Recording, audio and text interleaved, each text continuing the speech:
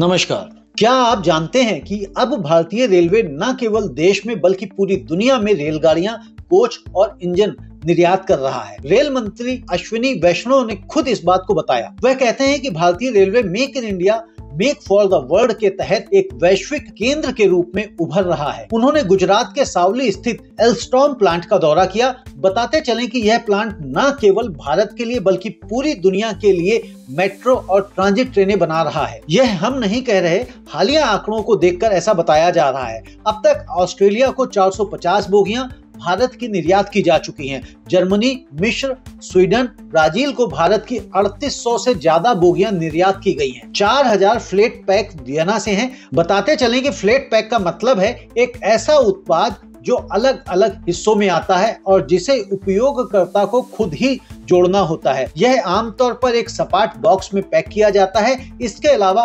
विदेशों में 5000 ज्यादा प्रोपल्शन सिस्टम यानी ट्रेन चलाने की तकनीक भारत की है। अब आपको बताते हैं कि भारतीय रेलवे की ताकत किन देशों तक पहुंच चुकी है। ऑस्ट्रेलिया, कनाडा सबसे पहले हैं। इन देशों के पास भारत के मेट्रो कोच हैं। इसके अलावा यूके, सऊदी अरब, फ्रांस के पास भारत की बोगियां हैं। फ्रांस, स्पेन, जर्मनी और इटली के पास भारत का प्रोपल्शन सिस्टम है। इसके साथ ही बांग्लादेश, श्रीलंका, मोजाम्बिक, गिनी और म्यांमार में भारतीय कोच और इंजन है। इसके अलावा बेंगलुरु का digital experience centre IoT, AI और ब्लॉकचेन के जरिए 120 से ज्यादा विदेशी प्रोजेक्ट्स को तकनीकी सहायता प्रदान कर रहा है। इस पर रेल मंत्री ने कहा, भारत की प्रगति इसी बात से जाहिर होती है कि अब हमारी ट्रेनें कई देशों की पटरियों पर दौड़ रही हैं। यही है असली आत्मनिर्भर भारत। तो अब अगली बार जब आप विदेश में कोई मेट्रो ट्रेन देखें तो गर्व से कहिए वह भी भारत में बनी है।